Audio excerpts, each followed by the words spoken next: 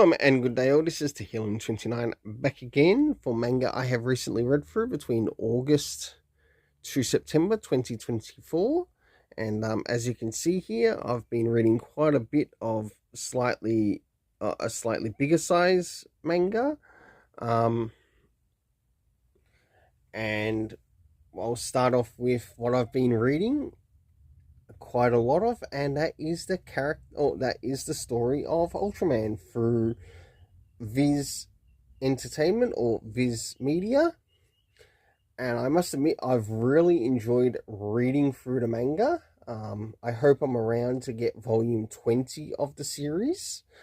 If not, well, I'll probably be DEAD because of how terrible things are here government-wise.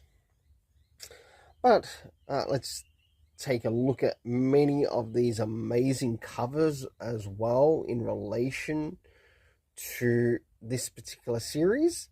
I have watched the anime of the series and I quite enjoyed all 3 seasons, but I think if I were to say one thing, I think the first season was probably really good. The second season, it sort of changed the story a bit along with bits of the third season. But with reading the manga, I have found out that there was actually quite a bit that didn't actually show up in the anime, including like things around the character Maboroshi. We also have some extra content around Hokuto. In fact, we even have Hokuto working a little bit more with the triple SP in the series, where in the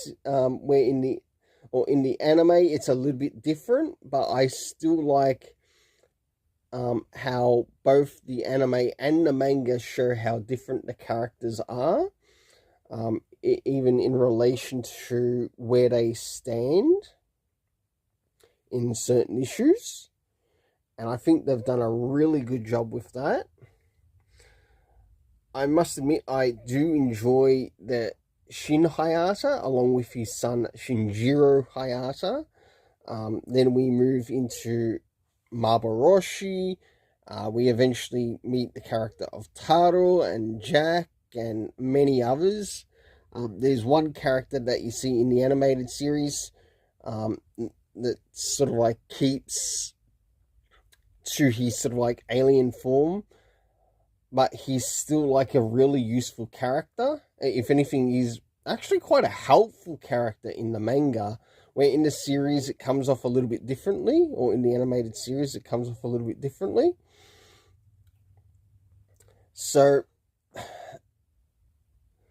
last but not least, we have Labius, which I've read the first 5 volumes, one including the hardcover, which moves us into Labius EST.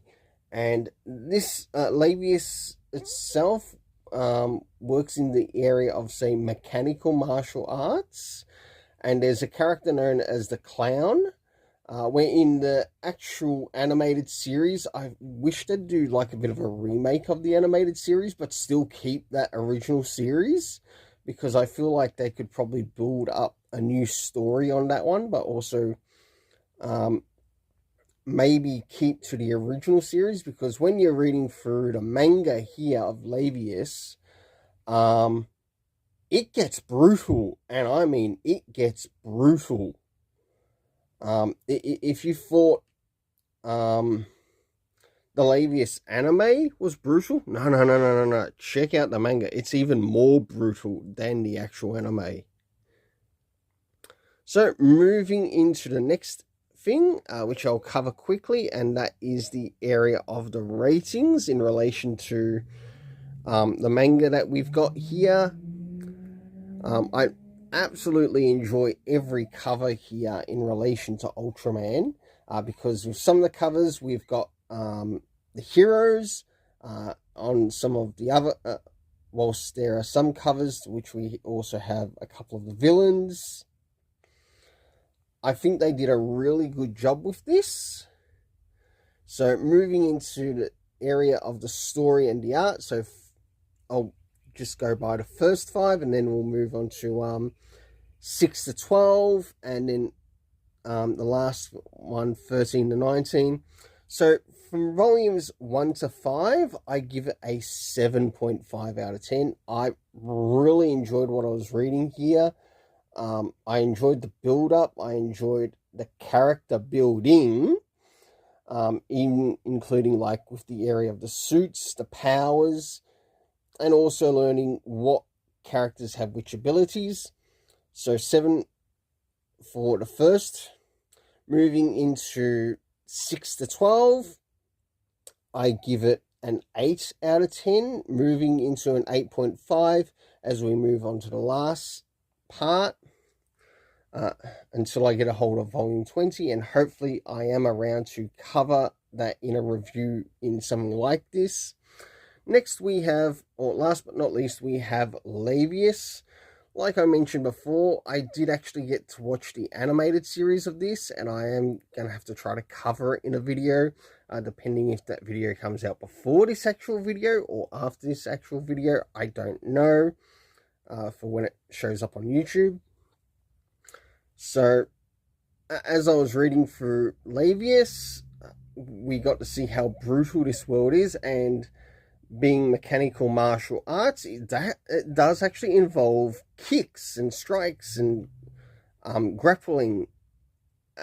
Where with the animated series, it sort of through Netflix, it seemed to center it more on like a boxing side of things.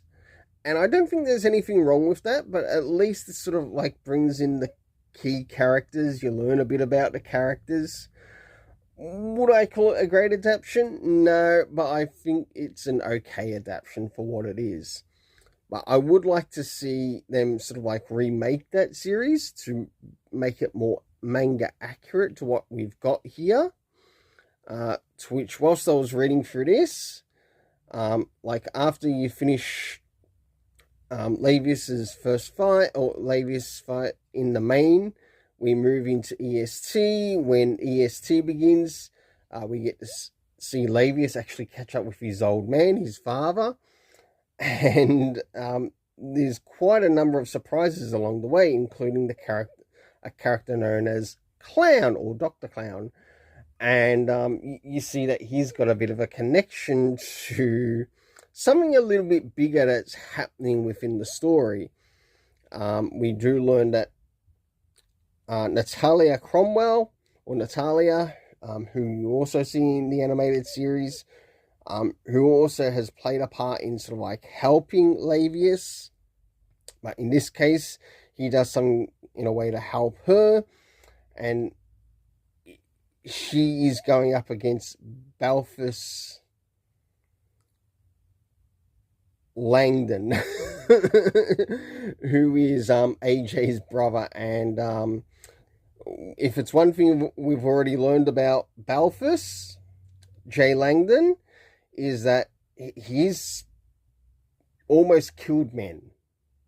And now Natalia Cromwell is going to go up against her.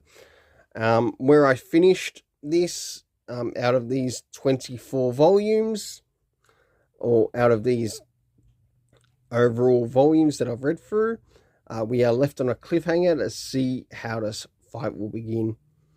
So for the Labius, to the Labius EST Volume 4, I give it an 8 out of 10 because of not only the brutality, but also the depth of the story. Until then, let's keep it colourful and have yourself an awesome day.